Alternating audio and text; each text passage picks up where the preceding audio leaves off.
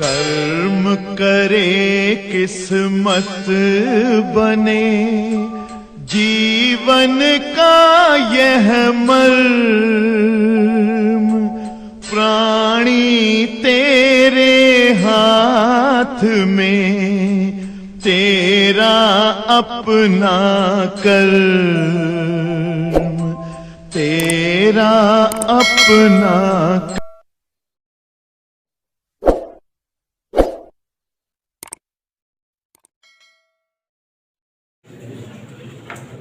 प्यारे बच्चों, ध्यान दीजिएगा।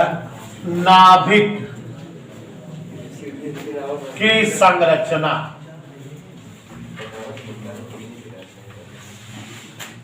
एक्चुअली बच्चों ये छोटा सा पार्ट है नाभिक की संरचना। ये बाकी सारे अच्छे लेसन हटा दिए गए हैं, लेकिन ये कोर्स में बना हुआ है, इसको हटा देना था क्योंकि फुली केमिस्ट्री है। ठीक है, तो नाभिक क्या है, कितने प्रकार के होते हैं और अलग अलग नाभिकों की क्या खासियत है, और नाभिक कैसे स्थायी और कैसे अस्थायी होते हैं, नाभिकीय बल क्या है, उसकी प्रवृत्ति क्या है। तो वरुण यहाँ बोर्ड पर देखो मूर्ख, नाभिक की संरचना। देखो बच्चों, एक साइंटिस्ट हुए हैं लॉर्ड रदरफोर्ड। लॉर्ड रदरफोर्ड पहले वैज्ञानिक थे जिन्होंने नाभिक के अस्तित्व के बारे में बताया। यह नाभिक की संकल्पना उन्होंने ही की। उन्होंने नाभिक के बारे में स्पष्ट किया कि नाभिक क्या होता है, किसे जो है नाभिक कहा जाता है। तो बच्चों हमने जैसे पढ़ाया है, रदरफोर्ड के अल्फा किरण प्रकीर्णन प्रयोग के आधार पे नाभिक के अस्तित्व की बात माननीय रदरफोर्ड ने प्रस्तुत की। जब परमाणु की संरचना बताई जा रही थी तो परमाणु की संरचना को स्पष्ट करने के लिए रदरफोर्ड का अल्फा किरण प्रकीर्णन प्रयोग प्रायोगिक तरीके पर यूज किया गया, और अल्फा किरण प्रकीर्णन प्रयोग के आधार पे ही नाभिक की संरचना स्पष्ट हुई है। याद करिए नेहा जी, रदरफोर्ड का अल्फा किरण प्रकीर्णन प्रयोग क्या था? यही था कि स्वर्ण धातु की अगर कोई पतली पन्नी हो, स्वर्णपत्र, और उस पर प्लूटोनियम से निकलने वाले रेडियो एक्टिव तत्व अल्फा कण की बम्बारमेंट की जाए, बमबारी की जाए, तो जब अल्फा कणों की बमबारी स्वर्ण पत्र, सोने के पतले पत्र पर की जाती है, तो देखा गया कि बहुत ज्यादा अल्फा कण स्वर्ण पत्र को सीधे सीधे भेद कर आर पार हो गए। मतलब परमाणु का ज्यादातर हिस्सा खोखला होता है। ये बात स्पष्ट हुई। कुछ कण अपने मार्ग से थोड़ा विचलित हो जाते थे। कुछ कण, इसका मतलब उस पूरे परमाणु के कुछ ही भाग में धनावेशित हिस्सा है, क्योंकि जो अल्फा कण है वो धनावेशित होते हैं, वो विचलित हो रहे हैं, इसका मतलब प्रतिकर्षित हो रहे हैं, निश्चित तौर पर उनको कोई धन आवेश से दर्शन हो गई, इसलिए वो प्रतिकर्षण दिखाए। और कहीं 30,000 अल्फा कण अगर जो है बमबारी होती है तो कोई एकाध अल्फा कण जो है वापस लौटता है। माने बहुत ज्यादा थोड़े हिस्से का भाग ठोस है, भारी है। चूंकि परमाणुओं के 3 प्रकार के कणों की खोज हो चुकी थी, अशलांजी, प्रोटॉन, न्यूट्रॉन और इलेक्ट्रॉन, तो बहुत थोड़ा हिस्सा में अल्फा कण का विचलन दिख रहा था। माने उस थोड़ी जगह में धनावेशित कण प्रोटॉन उपस्थित है और कुछ कण टकरा के लौट रहे हैं, माने उस थोड़ी जगह पर भारी कण न्यूट्रॉन उपस्थित है। तो रदरफोर्ड ने यह जो है प्रयोग से यह बताया कि पूरे के पूरे परमाणु का ज्यादातर हिस्सा खोखला होता है। परमाणु जो है 10⁻⁻10 मीटर से लेके 10⁻⁻12 मीटर तक के व्यास का खोखला गोला है। ज्यादातर हिस्सा इसका जो है खोखला होता है, लेकिन बहुत थोड़ी जगह में परमाणु के धनावेशित इकट्ठा होते हैं और परमाणु का भारी का न्यूट्रॉन इकट्ठा होता है। ये हर जगह नहीं होते। तो जहां परमाणु का प्रोटॉन वाला हिस्सा, धनावेश वाला हिस्सा हो, और परमाणु का भारी भाग न्यूट्रॉन उपस्थित हो, उस उतने इलाके को रदरफोर्ड ने नाम दिया नाभिक। ओके, तो परमाणु के अत्यंत सूक्ष्म भाग में धनावेशित कण प्रोटॉन और भारी और उदासीन कण न्यूट्रॉन सिचुएटेड होते हैं, स्थित होते हैं, और वह इतना अल्प भाग, अल्प इलाका नाभिक कहलाता है। और ये पूरे के पूरे परमाणु का 1000वां हिस्सा होता है। माने परमाणु जितना बड़ा होता है उसका 1000वां भाग होता है।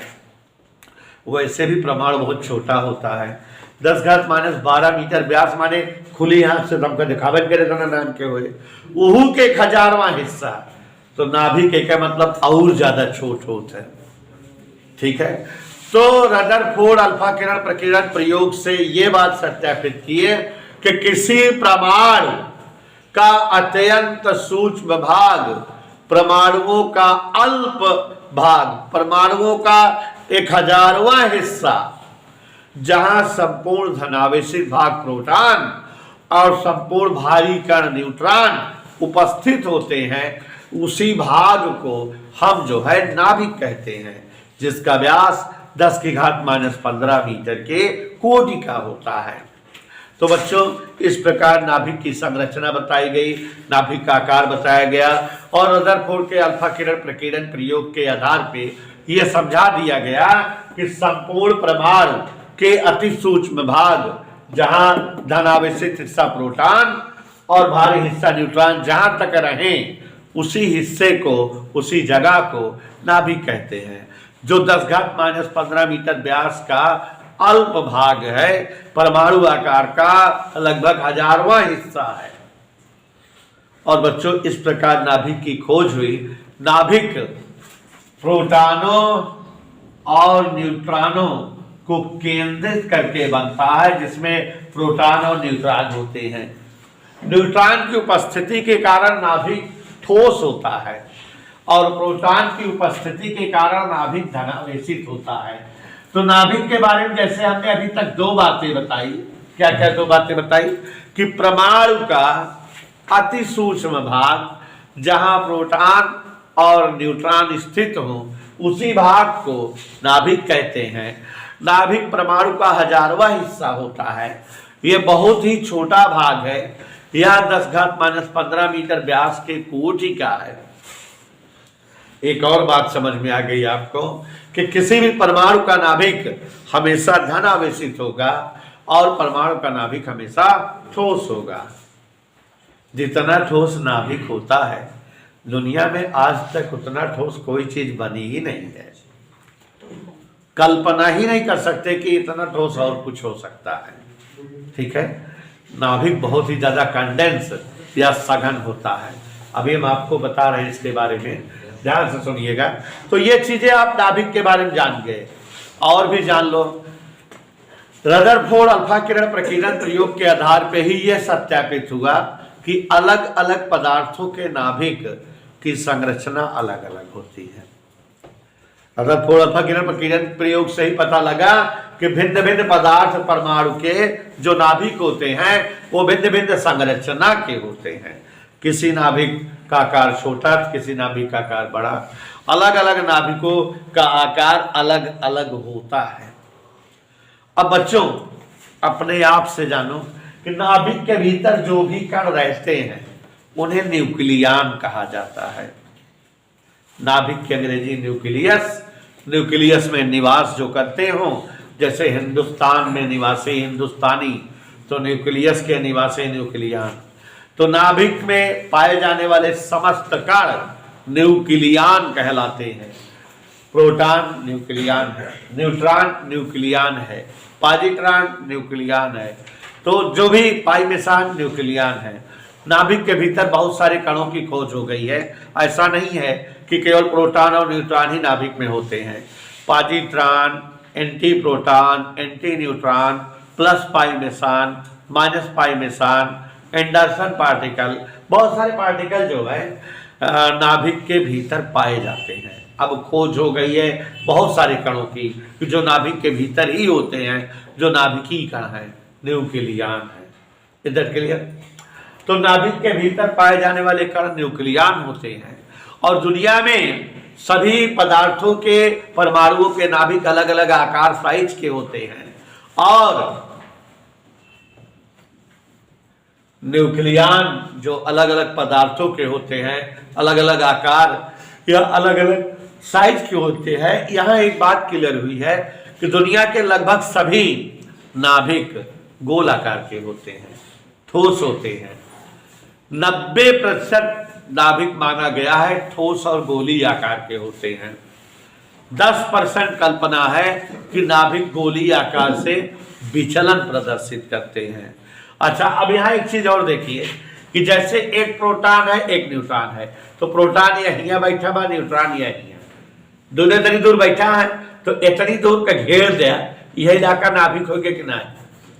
अब एक प्रोटॉन यहाँ बैठा है, एक न्यूट्रॉन यहाँ, एक प्रोटॉन यहाँ बैठ गया है, ज्यादा प्रोटॉन हो गया कि ना। तो जब घेर में आए तो ज्यादा जगह चाहिए कि ना, नाभिक बड़ा आकार बड़ा हो गया कि ना। तो इसी का पता लगा कि नाभिकों का आकार न्यूक्लियनों की संख्या पर डिपेंड करता है।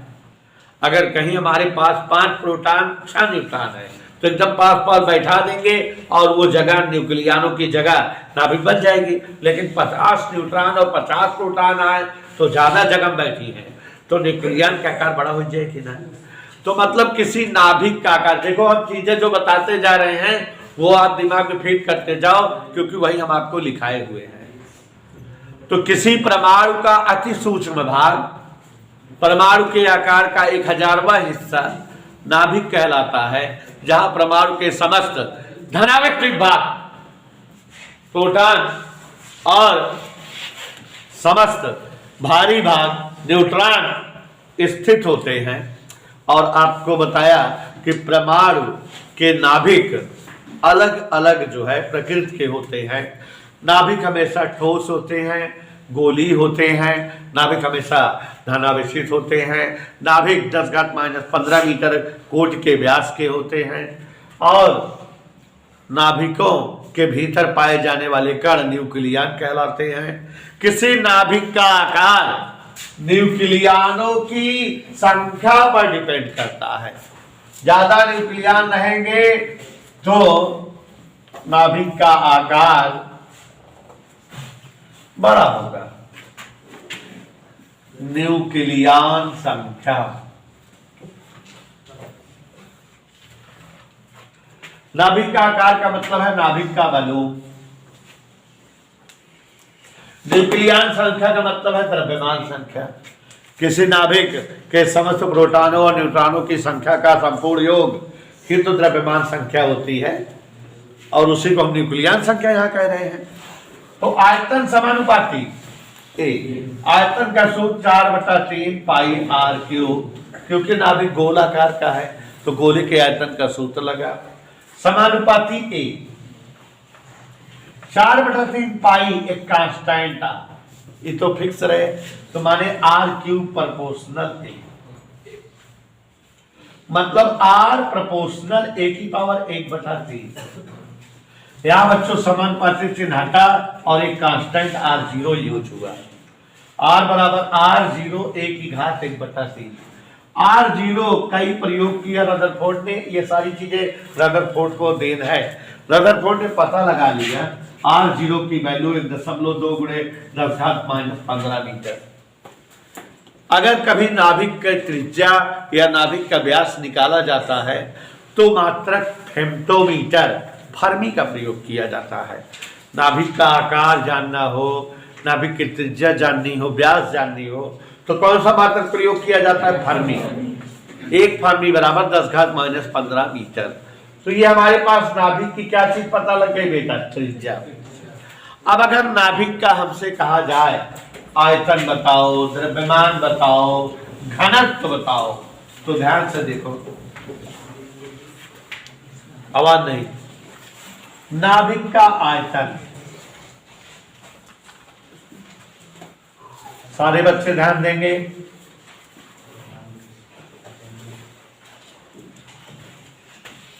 4/3 पाई,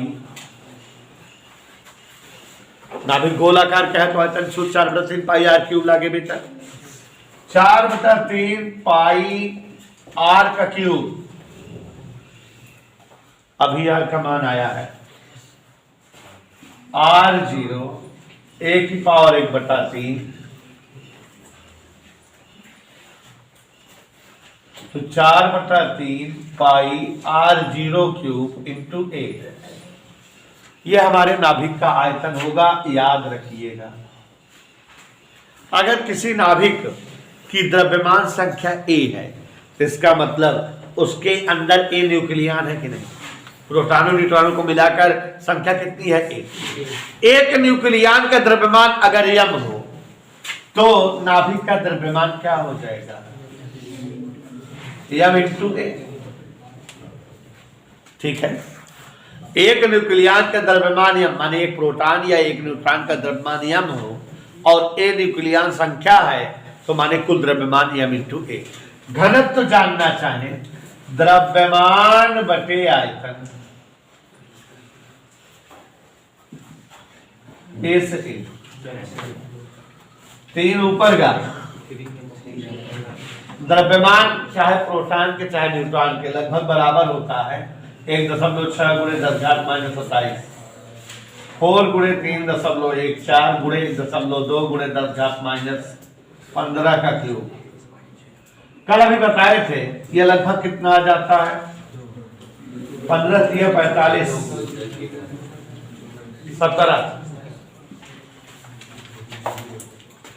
तो नाभिक का घनत्व 10⁻17 के कोटि का आता है। अब आप समझो दुनिया में जितने भी पदार्थ हैं जैसे जल, जल का घनत्व क्या होता है 1 गुणे 10⁻3, बाकी दूध तेल लकड़ी सबके घनत्व निकल गया तो क्योंकि 2 गुणे 10⁻3 तो क्योंकि 3.8 गुणे 10⁻3, क्योंकि 5 गुणे 10⁻3, लेकिन सबके घनत्व 10⁻3 के कोट में होता है। लेकिन यहां देखो नाभिक का घनत्व किस कोट में आ रहा है, तो आप समझ लो कि नाभिक कितना ज्यादा जो है घना होता है कि उसका घनत्व 10⁻17 में होता है। तो नाभिक बहुत ज्यादा घना, बहुत ज्यादा सघन, बहुत ज्यादा ठोस है। नाभिक से ज्यादा ठोस दुनिया में कोई और वस्तु हो ही नहीं सकती। ठीक है, न्यूट्रॉन तारे जैसे जब जो है कोई तारा होता है उसकी उम्र समाप्त होते होते सिकुड़ते सिकुड़ते सिकुड़ते ब्लैक होल में कन्वर्ट हो जाता है, तो जिसके सामने कोई भी वस्तु है तो उसको खींच लेता है, तो वहाँ बहुत सघन चीजें हैं। तो वैसे इसका भी जो है घनत्व बहुत ज्यादा है, माने नाभिक दुनिया का सबसे सघन मटेरियल है, सबसे ज्यादा ठोस पदार्थ है। अब बच्चों, किसी नाभिक के न्यूक्लियनों की संख्या को हम द्रव्यमान संख्या कहते हैं, ए से लिखते हैं, और इसके समस्त प्रोटॉनों की संख्या को परमाणु क्रमांक कहते हैं, जेड से लिखते हैं। अब नाभिक जो है 2 प्रकार के मुख्य तौर पर होते हैं, 3-4 प्रकार के बना लिए गए हैं। पहला नाभिक है समस्थानिक या आइसोटोप। तो रहमान जी, ऐसे समस्त नाभिक जिनके परमाणु क्रमांक समान हो या जिनमें प्रोटॉनों की संख्या समान हो, इलेक्ट्रॉनों की संख्या समान हो, समस्थानिक या आइसोटोप कहलाते हैं। आवर्त सारणी में एक ही समूह में रखे जाते हैं। फिर से बताएं, समस्थानिक किसे कहते हैं? ऐसे समस्त नाभिक जिनका परमाणु क्रमांक समान हो समस्थानिक कहलाते हैं। आइसोटोप भी कहा जाता है। इनके प्रोटॉनों की संख्या समान होती है, इनके इलेक्ट्रॉनों की संख्या समान होती है। ये आवर्त सारणी में एक ही समूह में रखे जाते हैं। इनका रासायनिक गुण समान होता है और किसी भी तत्व के कई समस्थानिक जो होते हैं वो मोस्टली अस्थायी नाभिक होते हैं। रेडियो एक्टिव तत्व होते हैं जो रेडियो एक्टिविटी दिखाते रहते हैं। कई तत्वों के समस्थानिक का नाम बताए थे हम, जैसे हाइड्रोजन के 3 समस्थानिक 1H1, 1H2, 1H3। क्लोरीन का 2 समस्थानिक 17Cl35, 17Cl37।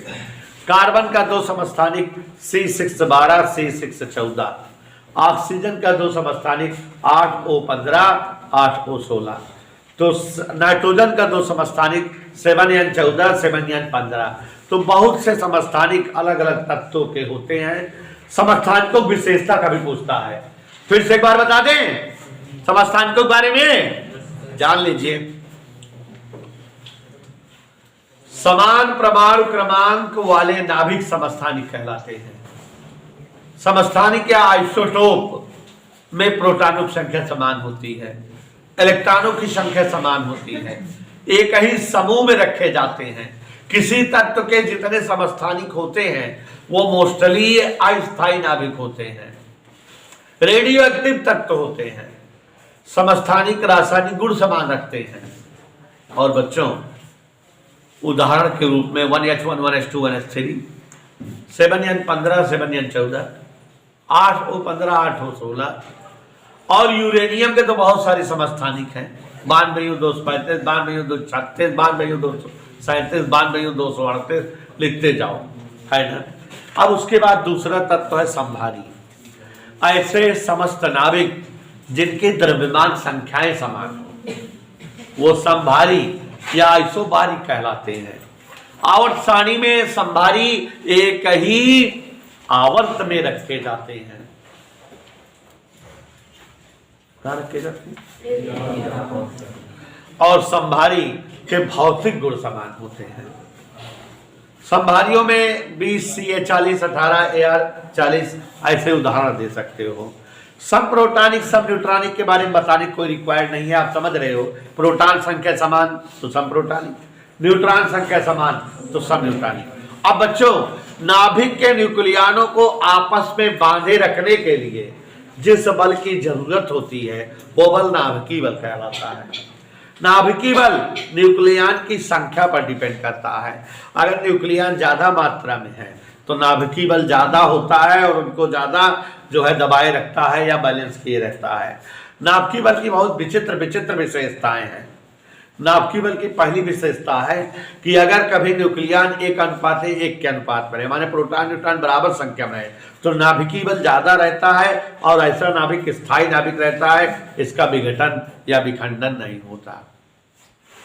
जिन नाभिकों में न्यूट्रॉन और प्रोटॉन की संख्या में बहुत बड़ा डिफरेंस होता है उनके बीच का नाभिकीय बल प्रभावहीन हो जाता है और वो नाभिक टूट सकते हैं छोटे छोटे नाभिकों में। मतलब ऐसे नाभिक अस्थायी नाभिक होते हैं, नाभिकीय विखंडन और नाभिकीय विघटन दिखाते हैं। अब नाभिकीय बल की विशेषता है कि देखो बेटा, ये प्रोटॉन माने आवेशित का और न्यूट्रॉन उदासीन के बीच लगने वाला बल है। मतलब ये विद्युत बल की तरह नहीं है। विद्युत बल हमेशा दो आवेशित कणों के बीच लगता है।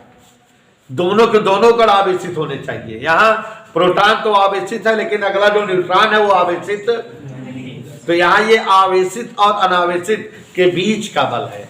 मतलब ये विद्युत बल के स्वभाव का नहीं है और ये गुरुत्व बल के स्वभाव का भी नहीं है, क्योंकि गुरुत्व बल हमेशा अनावेशित वस्तुओं के बीच लग रहा है, द्रव्यमान कणों के बीच लग रहा है। यहाँ तो आवेश और आवेशहीन वस्तुओं के बीच का बल है। तो न तो ये विद्युतीय बल होता है न ये गुरुत्वाकर्षण बल होता है। और ये प्रोटॉन न्यूट्रॉन की संख्या पर डिपेंड करता है। 1:1 रहने पर ज्यादा होता है, अन्यथा कम रहता है। नाभिकीय बल ज्यादा रहता है तो नाभिक जो है स्थायी होते हैं, अदरवाइज नाभिक टूटते रहते हैं, विखंडित होते रहते हैं, विघटन दिखाते हैं। नाभिकीय बल स्पिन आश्रित, माने जो प्रोटॉन और न्यूट्रॉन घूमते रहते हैं इस पर डिपेंडिंग होती है इनकी। नाभिकीय बल सांद्रण पर निर्भर करते हैं, माने जितना ज्यादा सघन न्यूट्रॉन प्रोटॉन होते हैं नाभिकीय बल उतने ज्यादा प्रभावी होता है। नाभिकीय बल व्युत्क्रम वर्ग नियम का पालन करते हैं। मतलब प्रोटॉन न्यूट्रॉन के बीच की दूरी कम होती है इसलिए इस बल का मान ज्यादा होता है। यह प्रोपोर्शनल 1/r², व्युत्क्रम वर्ग नियम का पालन होता है। तो बच्चों, ये नाभिकीय बल की विशेषताएं थी और बाकी अगर आप कोई विशेषता कंफ्यूज हो रहे हैं तो काफी से पढ़ लेंगे, याद हो जाएगा। इस चैप्टर को याद ही करना है। एक सवाल मात्र लगवानी है, जैसे कह देगा कि जल H2O में कितने प्रोटॉन होते हैं, कितने न्यूट्रॉन होते हैं, कितने इलेक्ट्रॉन होते हैं, ऐसे पूछ लेगा। और 10 ग्राम जल में कितने प्रोटॉन होंगे, तो कल चर्चा करेंगे।